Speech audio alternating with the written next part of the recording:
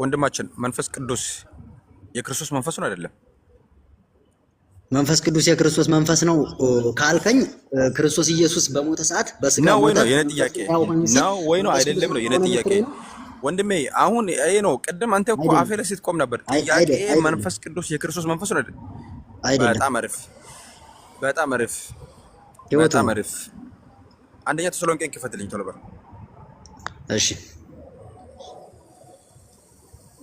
እንደዚህ ይላል፣ እነርሱ ራሳቸው ወደ እናንተ መግባታችን ምዕራፍና ቁጥር ንገሪ። 1:9 ቶሎ በል። እነርሱ ራሳቸው ወደ እናንተ መግባታችን እንዴት እንደነበረን ስለኛ ይነግሩናልና ለሕያዋንና ለእውነተኛ አምላክ ታገለግሉ ዘንድ ከሙታንም ያስነሳውን ልጁን እርሱን ኢየሱስ ክርስቶስን ከሚመጣው ቁጣ የሚያድን ይላል። እዚህ ጋር ከሙታን ያስነሳው ለሕያዋንና ለእውነተኛ አምላክ ታገለግሉ ዘንድ። ይሄ ሕያውና እውነተኛ አምላክ የተባለው ማን ነው? እግዚአብሔር። እግዚአብሔር ማን? ከሶስቱ አካል እግዚአብሔር አብ። እግዚአብሔር አብ። እግዚአብሔር አብ ልጁን አስነስቷል። መንፈስ ቅዱስ ልጁን አስነስቷል። ልጁ አይደለም ለመንፈስ ቅዱስ ወልድ። መንፈስ ቅዱስ ወልድን አስነስቷል ወይ ነው ጥያቄ? ልጁ አይደለም አስነሳውም የሚልም የለም። ስለዚህ መንፈስ ቅዱስ ወልድን አላስነሳም አይደለ ከሞት? አዎ። ወልድ ራሱ ይሄንን ልጁን ራሱ ልጁ አስነስቷል። ወልድ ራሱን አስነስቷል። ሁሉም በስልጣኑ ቃል እያደገፈ ኃጢአታችን በራሱ ካነጻ በኋላ በሰማያት በግርማ ጥያቄ ስልጣን አልጠየኩም። ወልድ ልጁን አስነስቷል ወይ ነው ጥያቄ? ወልድ ልጅ የለውም። ልጅ ነው ራሱ ወልድ ማለት ልጅ ነው። በጣም ስለዚህ ይሄንን ልጁን አስነሺው አብ ብቻ ነው አይደል?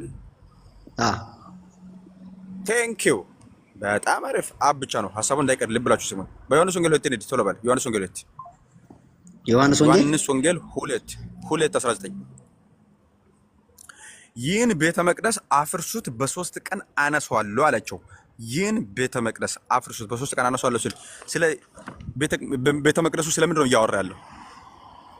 እሺ ስለ ራሱ ስለ ሰውነቱ። ይሄንን ሰውነቱን ማን ስለሆነ ነው ያስነሳው? ምክንያቱም ወልድም አላስነሳም መንፈስ አላስነሳም ብለሃል። በራሱ ልጅ ነው ያልኩ እንጂ ወልድ አይደለም ያልኩ አይደለም። ልጅ ስትል ልጅ አይደለም። ወልድና ልጅ ማለት ነው ማለት ነው። ልጅ የለውም ነው ያልኩ እኔ ብራዘር። እዚህ ጋር ስለ ራሱ ሆነ ኢየሱስ አንዴ ሞቸም ነበረ ብሎ ተናግሯል። ቆይ ጥያቄ ቆይ እባክህ መለኮት ይሞታል? አይሞትም።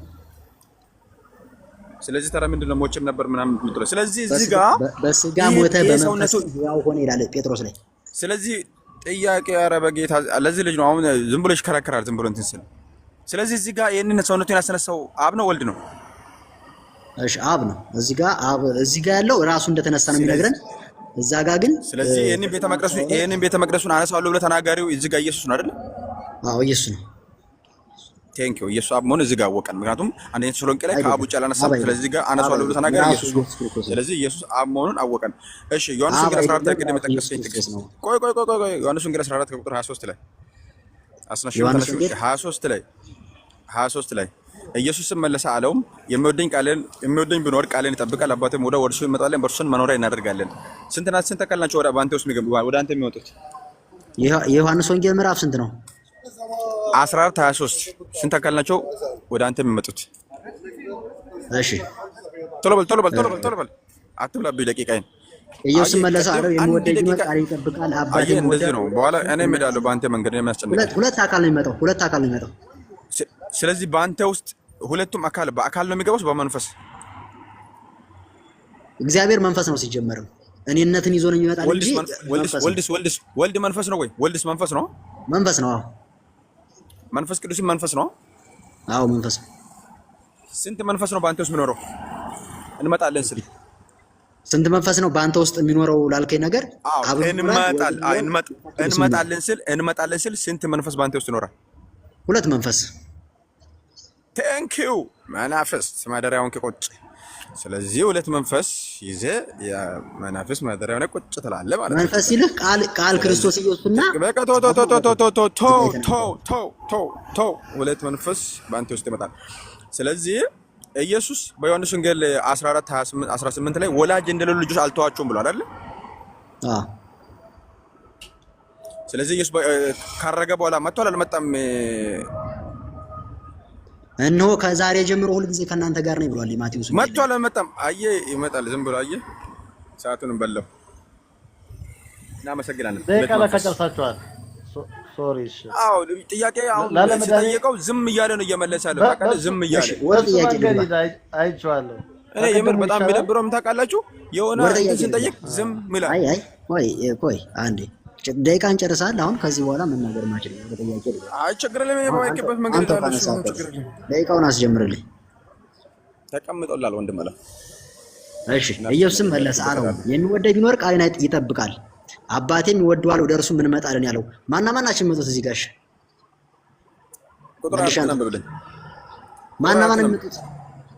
ስለ አካል አይደለም እያወራ ያለው። ቁጥር 4 አንብብ። ማና ማናቸው እንመጣለን ያለው አንድ አካል ነው ሁለት አካል አይደለም እያወራ ያለው። ቁጥር 24 አንብብ። አንድ ሰው እመጣለሁ ሲል አንድ ሰው እመጣለሁ ሲልና ሁለት ሰው እንመጣለን ሲሉ አንድ ስለ እያወራ ነው። ሰው አትበል እያወራ ነው። ስለ አምላክ ነው። አምላክ መንፈስ ነው። ሰው እያልክ አታወራ። 24 አንብብ። እሺ የሚወደኝ ቢኖር እሺ 24 ነው። የማይወደኝ ቃሌን አይጠብቅም፣ የምትሰሙት ቃል የላከኝ አብ ነው እንጂ የኔ አይደለም አለ። እሺ ይሄ ቃል የሚናገረው ክርስቶስ ኢየሱስ የአብ ቃል ነው እኮ። ስጠይቅ አትሊስት ስጠይቅ እንዲያስረዳው እንኳን እየሰጠኝ አይደለም። ጠይቀኝ አይደል? ቅድም እንደውም እንድታወራ እንኳን እድል እየሰጠው ነበር። አማድሰም አባቴ ይወደዋል፣ ወደ እርሱ እንመጣለን አለ። ጠይቀ ማለፍ ነው የሚፈልገው። ጠይቀ ማለፍ ነው የሚፈልገው ወይስ መልሱ እንዲሰጥ ነው የሚፈልገው? ጊዜ አትፍጅ። አሁን አባቱና ክርስቶስ ይመጣሉ አይመጡም? ወደ ሰውዬ ጋር ስለ ሁለት አካል አይደለም የሚያወራው፣ ስለ አካላት አይደለም። አሁን አልገባም ላንተ። ይመጣሉ አይመጡም? ሳሚ ለሌላ ጊዜ እንዲሆንም ላስረዳክ። ስለ አካል አይደለም የሚያወራው። ይቦታ የሚናገረው የማይወደኝ ቃሌን አይጠብቅም፣ የሚሰሙት ቃል የላከኝ። ኧረ በጌታ ስም ስለ አካል አይደለም እያልኩ ለምን አታስረዳኝ? አትለኝ። የምጠይቅህን ብቻ መልስ። የአንተ ጥያቄ ሳይሆን የኔ ጥያቄ ነው አይደለም። አንተ የወሰድከው በአንተ ትምህርት መንገድ ነው ስለ አካል እያወራለሁ። አንድ ጊዜ አሁን የምጠይቅህን ትመልሳለህ። ካልመለስክ ደግሞ አልችልም ማለት ትችላለህ። አባቴ ወዷል፣ ወደ እርሱ እንመጣለን አለ። አባቱና ክርስቶስ ናቸው የሚመጡት። አንድ አካል ነው የሚመጣው እዚህ ጋር አይደል? ስለ ሁለት አካል አይደለም። ምን ማለት እንደሆነ ላስረዳክ እያልኩ እንኳን እየሰማኝ አይደለም። ወደ እርሱ የሚመጡት ማና ማን ናቸው? እሺ አብና ክርስቶስ ናቸው ማለት ነው። የሚያወራው ቃሉን በመጠበቅ ነው። እባክህ ቃሉን ሲጠብቅ ነው። በኢየሱስ ልጁ አይሰማም። እሺ አብ በስሜ የሚልከው አንድ 26 ላይ 26 ላይ አብ በስሜ የሚልከው ግን መንፈስ ቅዱስ ይሆናል፣ ሁሉን ያስተምራቸዋል። ማነው ያስተምራል? አንደኛ ዮሐንስ 2 ክፈትልኝ ቶሎ በል። አልፈልግም 26 ላይ ግባ። አብ አለ በስሜ የሚልከው ግን መንፈስ ቅዱስ የሆነ አጽናኝ ሁሉን አልፈልግም። እሱ ጋር ጥያቄውን ትቼዋለሁ። 26 ላይ ግባ። አብ በስሜ የሚልከው አለ ስንት 26? ቆይ ስንት 26? ቆይ አንዴ 14 26 ቆይ አንዴ አብ እሺ አብ በስሜ በማስም ነው የሚልከው። አብ እዚህ ጋር አንበው። አብ በስሜ የሚልከው መንፈስ ቅዱስ በማስም ነው የሚልከው። በኢየሱስ ማን ነው የሚልከው? መንፈስ ቅዱስ። ስለዚህ የአብ መንፈስ ቅዱስ ስም ኢየሱስ ነው ብሎ ለከዚህ ተረዳው። አብራራ አላልኩም። ማን ነው የሚልከው? መንፈስ ቅዱስ አጽናኝ የሆነው የራሱ መንፈስ ይመጣል አይደል የሚለው ይልከዋል ነው አይደለ? ሁሉን ያስተምራቸዋል የሚለው እኮ። የሚላከው ማን ነው? የሚላከው መንፈስ ቅዱስ ነው። የሚልከው ማን ነው እኮ? የሚልከው ላኪው ማን ነው? መንፈስ አይደለ? ላኪው ማን ነው? በእኛው ሲያድራል፣ በእኛው ይኖራል። ላኪው ማን ነው? ልጅ እንድናገር ከእንደዚህ አይነት ሰው ጋር አሁን የምር በይ በጣም መንፈስ ቅዱስን ላኪው ማን ነው? አብሲኒያ እያለን እኮ አብሲኒያ ባሰመጣብን እኮ መንፈስ ቅዱስን ላኪው ማን ነው? ሳሚ ስትሸነፍ እንትን አትበል፣ ሀሳብ አትቀይር። መንፈስ ቅዱስን የሚልከው ማን ነው? እንዳንተም እንደዚህ ዝም እያልኩ በመልስ ነው የሚሻለው። እንደዛ ከሆነ መንፈስ ቅዱስ እግዚአብሔር መንፈስ ነው፣ ከመንፈሱ ይሰጠናል። ይልክ እኮ ማን ነው የሚልከው መንፈስ ቅዱስን? እዚህ ጋር አሁን ካነበብከው ነው የሚሰጠን መንፈሱን። በማስም ነው የሚልከው በኢየሱስ ስም በጌታ በኢየሱስ ስም አብ መንፈስ ቅዱስን ይልከዋል። በማስም በኢየሱስ ክርስቶስ ስም አብ አለ፣ ክርስቶስ አለ፣ መንፈስ ቅዱስ አለ። ከዚህ በላይ ሶስት አለ እና ስለዚህ አብ መንፈስ ቅዱስ የለም ብለን እኛ እናምናለን። እሺ ሶስቱም ለየብቻ እንቀሳቀሳለን ወይ? አንዴ በለው ከየት አመጣው? ለየብቻ መንቀሳቀስ ማለት መንቀሳቀስ ማለት ከየት አመጣው? እሺ አብ መንፈስ ቅዱስ የለም ብለን እናምናለን ሲጀመር። እሺ አብላኪ ነው አይደለም? መንፈስ ቅዱስ ግን የተለዩ አብላኪ ነው አይደለም? እንዴት ነው የምትረዱት? አብላኪ ነው አይደለም? እዚህ ጋር እንዴት እንደምንረዳ ላስረዳሽ። እንዴት እንደምንረዳ ላስረዳሽ። እንዴት ነው የምትረዱ ብለኛል አይደል? አብላኪ ነው አይደለም? የለም ብለን አናምንም። አለ ብላችሁ ታምናላችሁ? አብ ለብቻው አለ፣ መንፈስ ቅዱስ ለብቻው አለ፣ ወልድ ለብቻው አለ ብለህ ታምናለህ? ለብቻ የሚባል ነገር የለም። አብ ማለት ነው። አይ ስለ መንፈስ ቅዱስ ላስረዳ። አብ መንፈስ የሆነው አብ ከመንፈሱ ይሰጠናል። ቆርሶ ነው የሚሰጣችሁ? ያንን ነው ከመንፈሱ ምክንያቱም ተስካር ምናምን ዳቦ ስለለመድክ እሱ ነው አሁን በአይምሮክ የሚመጣው። አሁን ሐሳብ አታስቀየው። ይኸውልህ መመለስ ሲከት ምናምን ስለለመድክ እኮ ሶ ምናምን ጋር በእግዚአብሔር ቃላት የምታወጣው አንዴ ከኔ ጋር እንደማውራት አይደለም። በእግዚአብሔር ቃል እንዳትታወጣ። በቃ ጨረሳ። ማህበር ቤት የለመደ ሰው እኮ ችግሩ የለውም።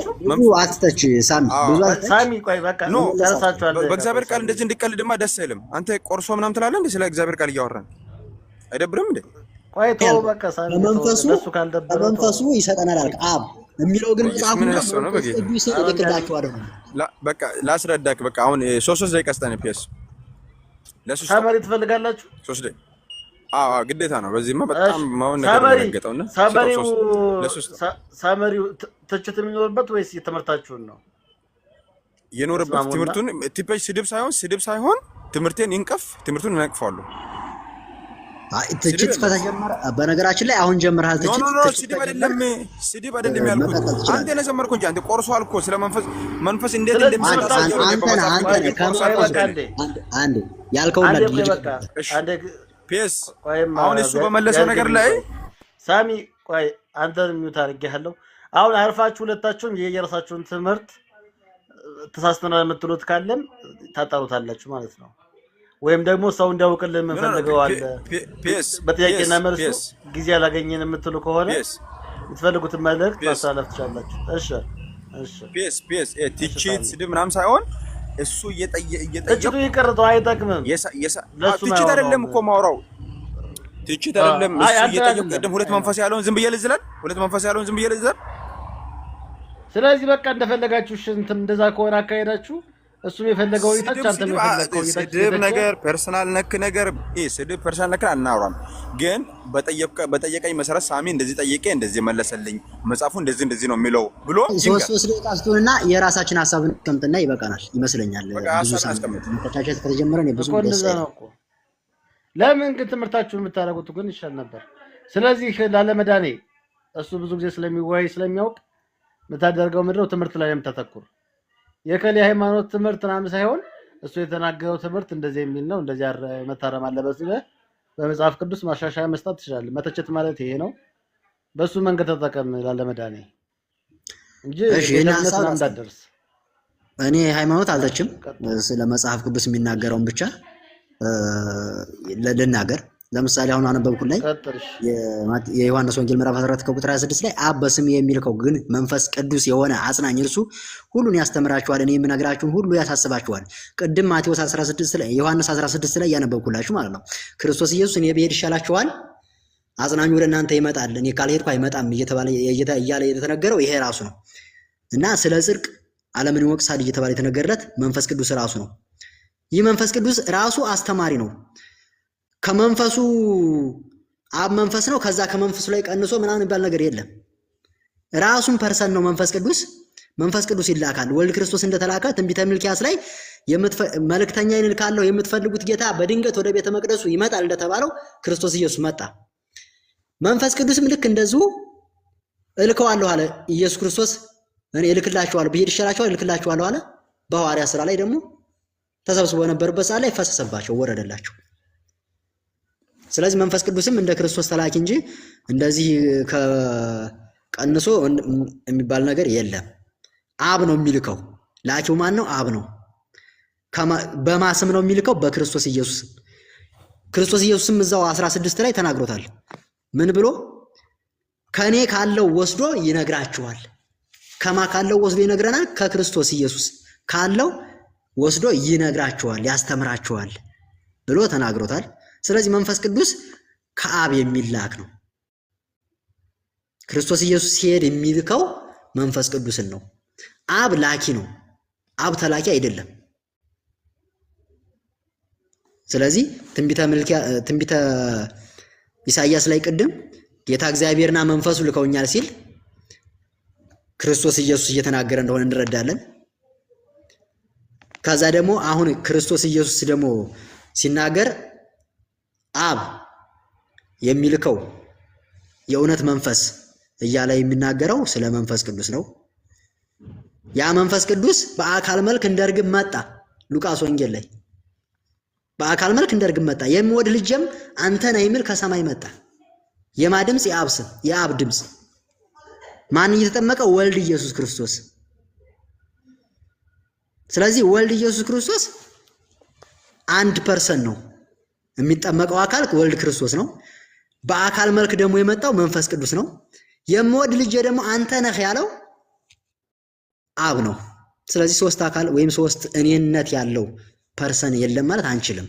ይህ ወልድ ክርስቶስ ኢየሱስ ፊልጵስዩስ ላይ እንደምንረዳው ከእግዚአብሔር ጋር የሚተካከል እንደሆነ ይናገራል። ፊልጵስዩስ 2 ከቁጥር 8 ላይ ገብቼ ላንብብላችሁ።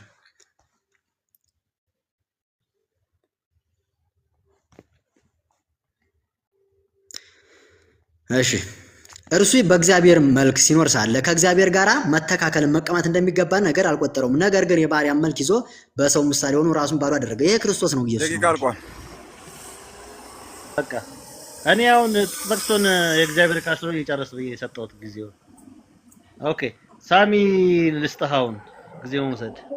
ኦኬ ሳሚ በኋላ እኛም እናወራለን ብዬ ሜሴንጀር እንዳይወራላችሁ ይሄ ይችላልላችሁ አይወጡማ።